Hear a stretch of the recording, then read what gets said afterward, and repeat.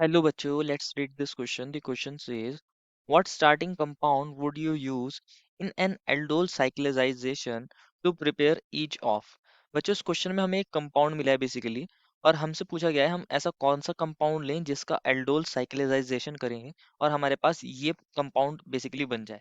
तो हमें ऐसा रिएक्टेंट बताना है बेसिकली। तो फर्स्ट ऑफ ऑल बात करते हैं इस क्वेश्चन के की कॉन्सेप्ट के बारे में बच्चों। इस क्वेश्चन के की कॉन्सेप्ट के बारे में और इस क्वेश्चन का की कॉन्सेप्ट क्या होगा बच्चों? Aldol cyclization reaction. क्या होगा बच्चों इस क्वेश्चन का की कॉन्सेप्ट? Aldol cyclization reaction. ध्यान से समझना है इसको। ये एक काइंड का इंट्रामोलिक्यूलर, एक ही मॉलिक्यूल में होने वाला एल्डोल कंडेंसेशन रिएक्शन है। क्या है बच्चों ये? Intramolecular, intra molecular aldol condensation reaction है। मतलब अगर एल्डोल कंडेंसेशन रिएक्शन एक ही मॉलिक्यूल में हो बच्चों तो उसको क्या बोलेंगे? Intra molecular aldol condensation. और क्योंकि एक ही मॉलिक्यूल में हो रहा है तो उसकी वजह से यहाँ साइक्लिजाइजेशन हो जाता है, मतलब यहाँ साइक्लिक रिंग की फॉर्मेशन हो जाती है। तो समझते हैं। और जो हमारे पास ये जो इंट्रामोलिकुलर एल्डोल कंडेंसेशन रिएक्शन होती है बच्चों, आपको पता ही है हमारे पास एल्डोल कंडेंसेशन रिएक्शन कौन देते हैं? हमारे पास कार्बोनाइल कंपाउंड। अगर हमें एक ही मॉलिक्यूल के अंदर हमें एल्डोल कंडेंसेशन करानी है, दैट मीन्स उसके पास क्या होने चाहिए? दो कार्बोनाइल ग्रुप होने चाहिए। तो हम ऐसा लिख सकते हैं, हमारे पास डाई कार्बोनाइल कंपाउंड्स जो होते हैं बच्चों, डाई कार्बोनाइल कंपाउंड्स जो होते हैं, डाई कार्बोनाइल कंपाउंड्स, वो क्या देना पसंद करते हैं? वो यहाँ इंट्रामोलिकुलर एल्डोल कंडेंसेशन रिएक्शन देना पसंद करते हैं क्योंकि उनके पास दो दो कार्बोनाइल ग्रुप है। एक एग्जांपल ले लेते हैं। फॉर एन एग्जांपल, मान लीजिए हम यहाँ पर कुछ इस तरीके से ले रहे हैं। हमने यहाँ इस तरीके से ले लिया, यहाँ हमारा CH3 है, यहाँ हमने ये C double bond O group ले लिया है। मान लीजिए यहाँ कुछ कार्बन की चेन है, हमने इसको ऐसे लिख दिया CH2N। कितने भी कार्बन हो सकते हैं इसकी अभी हम बात नहीं कर रहे। यहाँ ये C double bond O group है और यहाँ पर N क्या है? यहाँ पर कितने भी हमारे पास CH2 ग्रुप्स हो सकती हैं और यहाँ पर कोई और ग्रुप भी प्रेजेंट हो सकता है, हाइड्रोजन हो सकता है, एल्काइल हो सकता है, आर ले सकते हैं हम। यहाँ कोई आर ग्रुप जनरल मान लिया, कोई भी आर ग्रुप हो सकता है। तो क्या होता है इसमें इंट्रामोलिकुलर एल्डोल कंडेंसेशन में, जब एल्डोल की हमारे पास साइक्लिजाइजेशन रिएक्शन होगी तो यहाँ OH नेगेटिव प्रेजेंट होता है। ये क्या काम करता है बच्चों? ये जो हमारे पास कार्बोनाइल ग्रुप है ऊपर वाला जिसके नेक्स्ट कौन है? CH3। ये क्या काम करेगा? इस CH3 में से एक हाइड्रोजन को एब्स्ट्रैक्ट कर लेगा। हम इसको ऐसे लिख सकते हैं, यहाँ पर ये CH2 एक H इस तरीके से दिखाया है। तो ये इस हाइड्रोजन को एब्स्ट्रैक्ट कर लेगा और हमारे पास क्या बन जाएगा? इसको ध्यान से समझना है, CH2N। और यहाँ पर ये C डबल बॉन्ड O और यहाँ ये CH2 पर आ गया होगा नेगेटिव चार्ज। ध्यान से समझना है बच्चों, ये हमारा C double bond O R group present है। आर कोई भी यहाँ हाइड्रोजन हो सकता है, एल्काइल हो सकता है। अब ये भी जनरल बात कर रहे हैं। ये नेगेटिव चार्ज बच्चों यहाँ इस तरीके से रेजोनेंस में भी जा सकता है, तो उसको हम इस तरीके से स्ट्रक्चर बना सकते हैं। कुछ इस तरीके से यहाँ बन गया होगा। यहाँ हमारे पास ऊपर आ गया होगा नेगेटिव डबल बॉन्ड CH2। हमने यहाँ कितने लिए थे CH2 ग्रुप्स? यहाँ CH2N बार है, देन यहाँ पर ये C double bond O group है, R है। अब क्या होगा? ये नेगेटिव चार्ज बच्चों इधर जाता है। ध्यान से समझना है, पहले इस कार्बोनाइल ग्रुप को समझ लेते हैं। ये कार्बोनाइल ग्रुप जो है बेसिकली इसमें भी कार्बन हमारा इलेक्ट्रोफिलिक सेंटर की तरह, ऑक्सीजन इलेक्ट्रोनेगेटिव। तो जब ये नेगेटिव चार्ज ऊपर से इधर आता है तो यहाँ CH2 दोनों इलेक्ट्रॉन्स लेकर इस कार्बोनाइल ग्रुप पर एज ए न्यूक्लियोफाइल की तरह अटैक करता है। इंट्रामोलिकुलर अटैक हो रहा है बच्चों, और ये दोनों इलेक्ट्रॉन इसके ऊपर आ जाएंगे। तो हम ऐसा बोल सकते हैं कि हमारे पास क्या बन गया होगा? ये C डबल बॉन्ड O, यहाँ ये CH2 है और यहाँ इससे ये CH2 कितनी बार थे? N बार थे। ऐसा लिख सकते हैं। और यहाँ ये किससे अटैच हो गया? C से अटैच हो गया। यहाँ O पर आ गया नेगेटिव। यहाँ पर कौन अटैच था? इससे R ग्रुप था और CH2 ने इसके साथ बना लिया है बॉन्ड। CH2 ने इसके साथ बना लिया है बॉन्ड। अब आप क्या करते हो? उसको H प्लस दे देते हो, वर्कअप करा देते हो, तो कन्वर्ट हो जाता है बच्चों ये C डबल बॉन्ड O। और यहाँ हमने लिखा था CH2 कितनी बार? N बार, ऐसे लिखा था। यहाँ ये कन्वर्ट हो गया होगा COH के अंदर। यहाँ इससे एक R ग्रुप अटैच था, ये CH2 ने इसके साथ क्या बना लिया है? बॉन्ड बना लिया। जब आप इसको क्या करते हो? हीट करते हो। जब आप इसको क्या करते हो? हीट करते हो, तो हमारे पास बेसिकली ये जो कार्बोनाइल ग्रुप है, इसका ये नेक्स्ट कार्बन अल्फा है, ये बीटा है। अब ये बीटा हाइड्रोक्सी क्या बन गया हमारे पास? Carbonyl compound. तो जब हीट करते हो यहाँ से एक OH और यहाँ से एक हाइड्रोजन, ओवरऑल H2O को लॉस हो जाता है। किसका लॉस हो जाता है? वाटर का लॉस हो जाता है। और आगे देखते हैं क्या बन जाएगा हमारे पास। ये C डबल बॉन्ड O ही रहेगा। यहाँ CH2 कितनी बार होंगे? N बार हमने लिया था, अभी हमने देखा नहीं कितने कितने हो सकते हैं ये हमारे पास। और यहाँ इससे एक R ग्रुप अटैच था, यहाँ इन्होंने डबल बॉन्ड बना लिया है इस C के साथ, और यहाँ एक H है। तो अब ये कन्वर्ट हो गया ये अल्फा बीटा।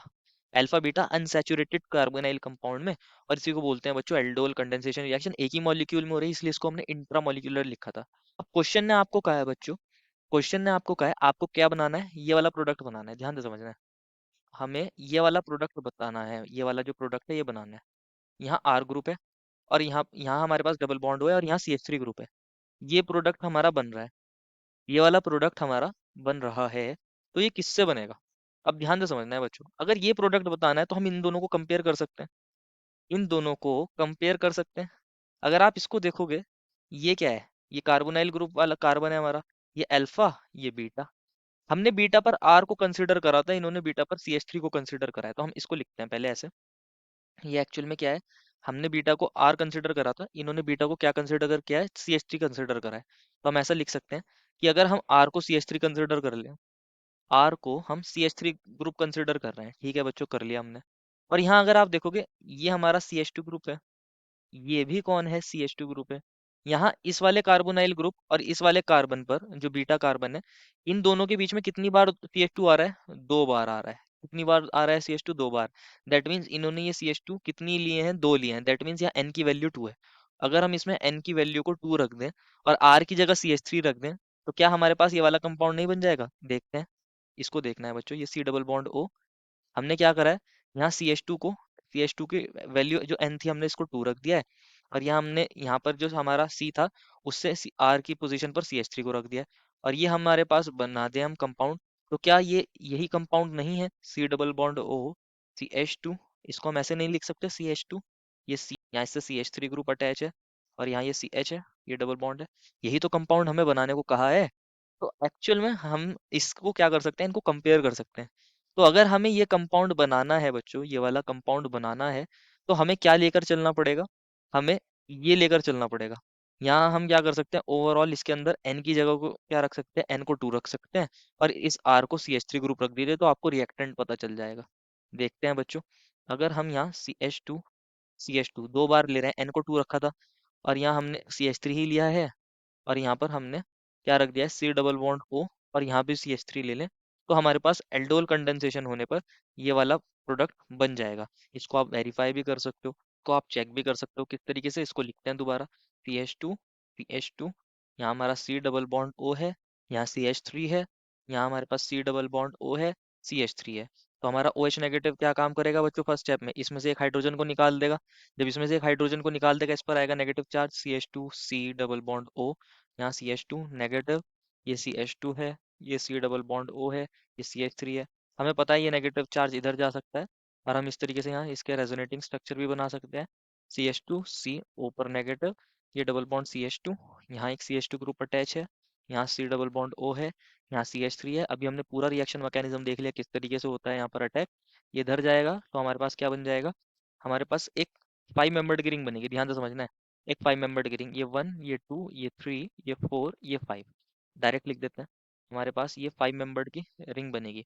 और यहाँ इस वाले इसको 1 माना था, इसको 2 माना है, 2 पर कार्बोनाइल ग्रुप है, देन ये 3 कार्बन, ये वाला 4 कार्बन, 5 वाले कार्बन पर ओ नेगेटिव है, और इस पर कौन था एक अटैच, सी एच थ्री था। हमने इसको H प्लस से वर्कअप कराया था, H प्लस से वर्कअप करा दिया था, तो ये OH में कन्वर्ट हो गया था। यहाँ एक सी एच थ्री ग्रुप भी अटैच है, और यहाँ ये डबल बॉन्ड O है। हीट कर दीजिए इसको, हीट करोगे बच्चों तो यहाँ पर क्या हो जाता है, यहाँ से वाटर निकल जाता है, कंडेंसेशन हो जाता है। यहाँ एक हाइड्रोजन भी होगा, बेसिकली 2 होंगे, लेकिन जब आप इसको हीट करोगे तो यहाँ पर क्या निकल जाएगा, वाटर निकल जाएगा, और यहाँ डबल बॉन्ड आ जाएगा, ये सी एच थ्री, और ये डबल बॉन्ड ओ, यहाँ से H2O निकल जाता है। तो इस तरीके से हमारा एल्डोल साइक्लिजाइजेशन हो जाएगा। तो हमें ये कंपाउंड लेना पड़ेगा, और यही पूछा गया था। This is the final answer. I hope you understood it well, and best of luck.